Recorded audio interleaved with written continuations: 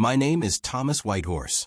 I'm 74 years old, and I'm a member of the Quinault Nation in Washington State. I grew up on the reservation, learned our traditions from my grandfather, and spent my entire life in these forests.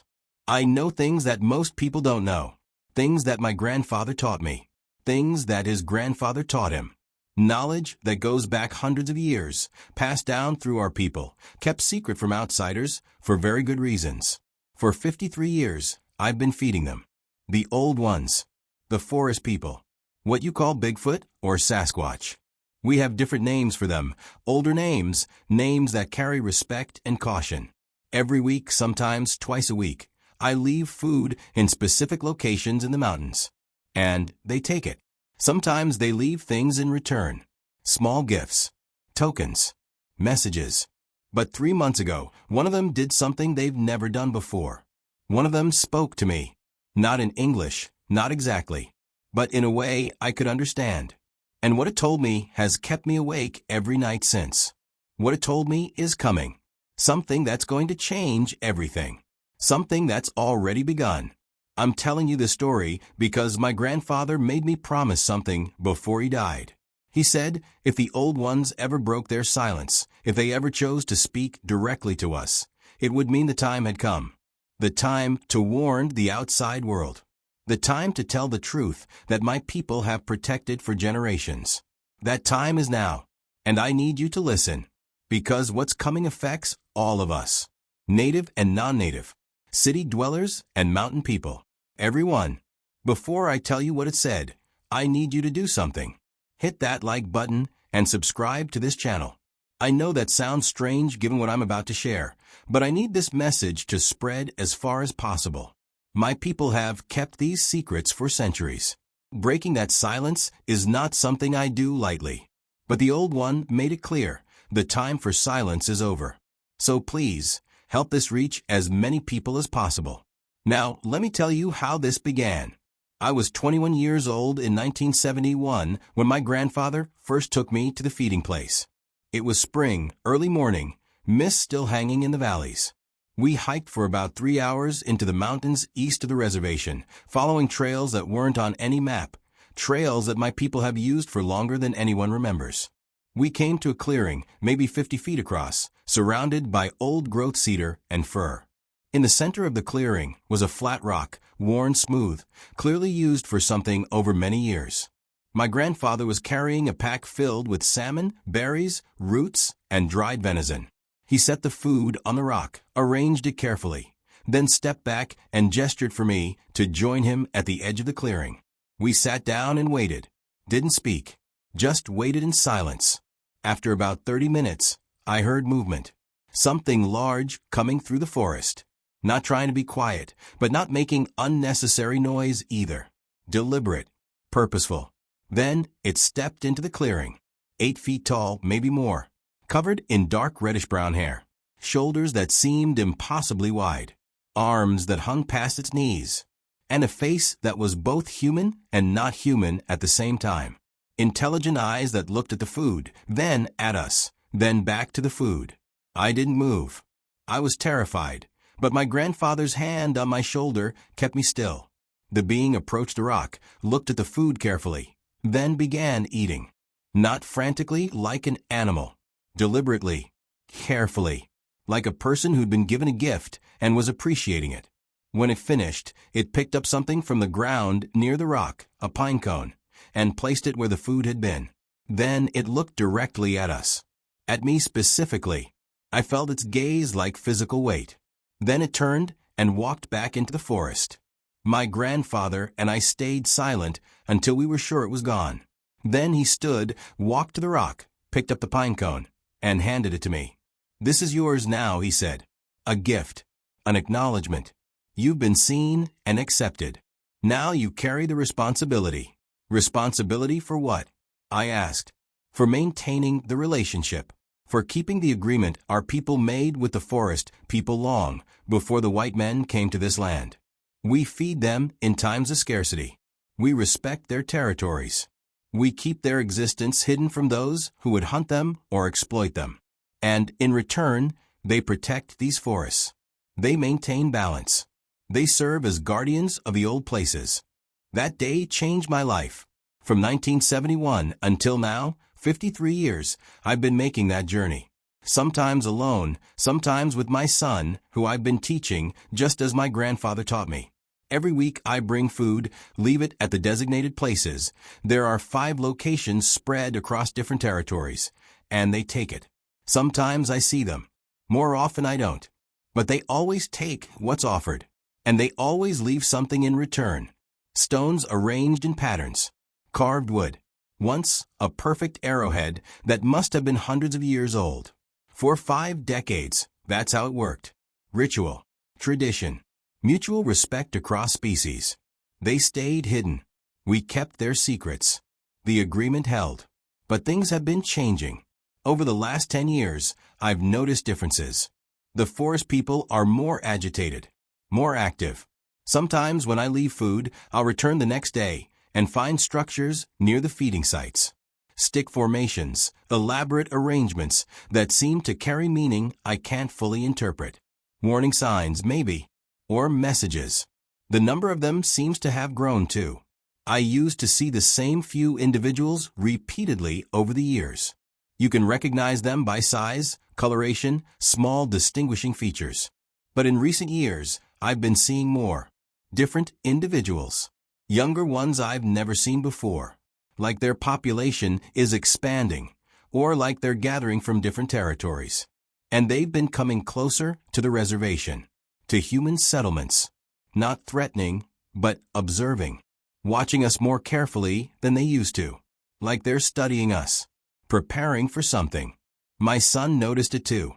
He's 42 now, been helping me with the feedings for 20 years.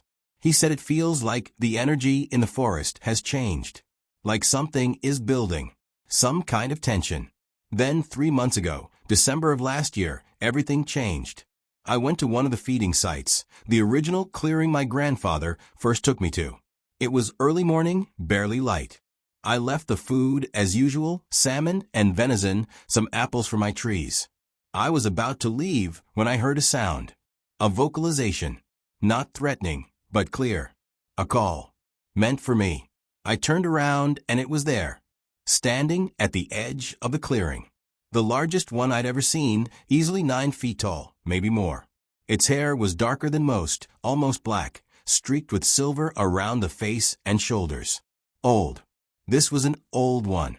It looked at me, and I felt something I'd never felt before in 50 years of encounters. Not fear exactly, but overwhelming presence. Like standing before something ancient. Something that carried weight beyond the physical. Then it did something none of them had ever done before. It approached me. Not quickly, not threateningly, but deliberately. Came within maybe 10 feet, close enough that I could smell it. Earth and pine and something else, something wild. It looked directly into my eyes, and I couldn't look away. And then it spoke. Not words, not exactly. But I heard it. In my mind. In my chest. In my bones. Communication that bypassed language and went straight to understanding. What it told me, I need you to understand this carefully, because I'm translating something that wasn't meant for language into words that can't fully capture it. It told me that the time of hiding is ending, that for thousands of years, its people have lived in the deep places, the forgotten places, avoiding humans, staying in the margins of our awareness. That this was necessary because humans are destructive, violent, unable to coexist with what they don't understand. But now something is changing. The forests are dying, not in ways you can see from roads or trails, but deep forest, old growth areas that have existed for thousands of years. They're dying from things humans have done. Poisoned water, changing climate, disrupted ecosystems. And with the forest dying, its people are running out of places to hide. It told me that they've been watching us for generations, studying us, trying to understand if we've changed, if we've become wise enough, compassionate enough to coexist. And they've concluded that some of us have. Not all, not most, but some. Enough that they're willing to take a risk. It told me that they're preparing to reveal themselves. Not dramatically, not all at once, but gradually, deliberately, to specific people in specific places, to those who might understand, who might help, who might advocate for coexistence rather than exploitation. And it told me that this revelation will be dangerous, for them and for us, because there are humans who will see them as threats to be eliminated, as specimens to be studied, as resources to be exploited. And there are members of its own people who believe revealing themselves is suicide, that humans can't be trusted, that we'll destroy them the moment we acknowledge they exist. But they're out of options. The old places are dying. They can either reveal themselves and hope for understanding, or slowly go extinct in shrinking territories while humans continue to destroy the ecosystems they depend on. Then it told me the part that keeps me awake at night. It said that the revelation has already begun, that over the past few years, they've been making themselves more visible, allowing themselves to be seen, photographed, documented, not by everyone, but by specific people, testing reactions, measuring responses, seeing who responds with curiosity versus hostility, who seeks to protect versus exploit. And it said that based on what they've observed, they're afraid, because the reactions have been mixed. Some people respond with wonder and respect, but others, especially those in positions of power, governments, corporations, respond with desire to capture, control, study, profit. It told me that conflicts are coming, that as they become more visible, as evidence of their existence becomes undeniable, humans will be forced to make decisions. And those decisions will determine whether coexistence is possible or whether this ends in violence and extinction. Then it did something that broke my heart. It reached into a pouch it was carrying, woven from plant fibers, and pulled out something small. It held it out to me. I stepped forward, hands shaking, and took it. It was a carving. Wood, worn smooth with age. A figure of a human and one of the forest people standing together, hands joined. Old. Hundreds of years old maybe. A symbol of the ancient agreement between our peoples. The old one touched its chest, then pointed at me, then at the carving. It was saying, remember this, honor this, help make this possible again. Then it turned and walked away. But before disappearing into the forest, it stopped, looked back, and made one more sound. I don't know how I understood it, but I did. It was saying goodbye, not see you later, goodbye. Like it knew we wouldn't meet again. Like it was giving me a final message to carry forward. I stood there for a long time after it left, holding that carving, trying to process what had just happened. 53 years of maintaining the feeding tradition. And in all that time, they'd never directly communicated, never broken the barrier between us, never spoken. But now they had, and the message was clear. They're coming out of hiding, by choice or necessity. They're preparing to reveal themselves to the wider world. And they're terrified of what will happen when they do. I told my son what happened.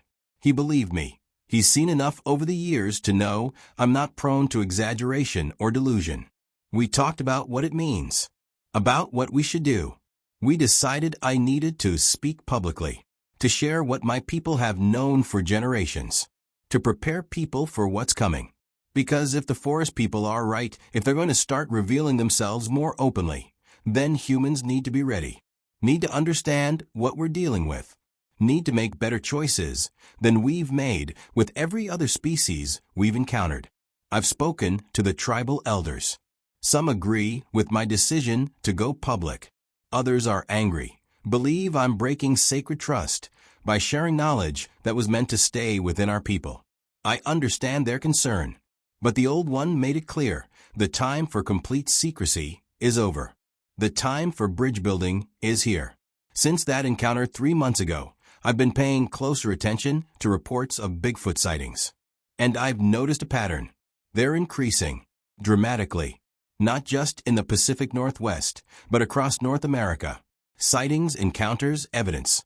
All of it is increasing at a rate that can't be coincidental. And the nature of the encounters is changing too. They're not just fleeting glimpses anymore. They're sustained sightings, direct approaches, interactions that suggest intent rather than accident. Like they're deliberately making themselves more visible, testing the waters, preparing for something. I believe what the old one told me. I believe they're preparing to reveal themselves. And I believe we need to be ready. Here's what I need you to understand. These beings aren't animals. They're not missing links or primitive hominids. They're people. Different from us, but people. They have language, culture, society, history. They make art. They honor their dead. They have relationships, families, traditions passed down through generations. For thousands of years, they chose to hide from us because they understood we weren't ready. We were too violent, too destructive, too unable to coexist with what we didn't understand. They watched us drive species after species to extinction. Watched us destroy forests, poison rivers, eliminate anything that stood in the way of our expansion. And they chose survival through invisibility. They became myths, legends, stories we told but didn't believe. And that invisibility kept them safe. But now the places they hide are disappearing. Climate change is disrupting migration patterns, killing the deep forests they depend on. Human expansion is reaching into the last truly remote areas. Their territories are shrinking. Their food sources are becoming unreliable. They can't hide anymore because there's nowhere left to hide. So they're taking a desperate gamble, revealing themselves to a species with a history of destroying everything it encounters, hoping that this time enough of us have evolved, have grown wise enough to choose coexistence over exploitation. I don't know if they're right to hope. I've lived long enough to see how humans treat the natural world, how we treat other humans who are different from us. I'm not optimistic, but I also know that change is possible, that there are people who will respond to this revelation with wonder and respect, who will fight to protect these beings rather than exploit them, who will see this as an opportunity for growth rather than a threat to be eliminated. Those are the people I'm speaking to now. Those are the people who need to be ready. Because when the forest people emerge from hiding, when the evidence becomes undeniable, when governments and corporations and media all turn their attention to this species we've denied for so long, there will be a choice. We can respond with curiosity, respect, and desire for coexistence. Or we can respond with fear, greed, and violence. We can choose to share this planet with another intelligent species. Or we can choose to destroy them like we've destroyed so many others. The old one was asking me to help prepare for that choice. To share the knowledge my people have kept secret. To testify that these beings exist, that they're intelligent, that they deserve protection and respect. That's what I'm doing now. That's why I'm breaking silence that has held for generations. Because the stakes are too high. Because what happens in the next few years will determine whether we can coexist with the forest people or whether this ends in tragedy. I'm asking you to prepare, to open your mind to possibilities you've dismissed, to consider that the myths might be real and that reality comes with responsibilities, to think about how you'll respond when the evidence becomes undeniable. Will you respond with fear or with wonder, with desire to control or desire to understand? With violence or with respect? Those choices will define us, will determine whether we're capable of sharing this world with another intelligent species or whether we're destined to destroy anything that challenges our supremacy. The old one told me the revelation has already begun, that over the next few years, encounters will increase, evidence will accumulate, the veil will lift, and humanity will have to make a choice. I'm 74 years old. I've spent 53 years maintaining a relationship with beings that most people think are myths. I've seen them grieve. I've seen them create art. I've seen them honor agreements that have held for centuries. I've seen intelligence, compassion, and restraint that should shame us as a species. And now I've heard their message. They're coming, not with violence, not with invasion, but with desperate hope that maybe, finally, we're ready to acknowledge them, to coexist, to protect rather than destroy. I don't know if that hope is justified, but I'm doing my part. I'm sharing their message. I'm breaking the silence. I'm asking you to be ready. Hit like, subscribe, share this everywhere. Because this message needs to reach as many people as possible before the revelation becomes undeniable. People need to be prepared, need to understand what we're dealing with, need to make better choices than we've made before. Thank you for listening. And please, when the time comes, when the forest people emerge from hiding, choose wisely. Choose coexistence. Choose respect. Choose to be the species that finally learn to share. The old one is counting on us. The future is counting on us. Don't let them down.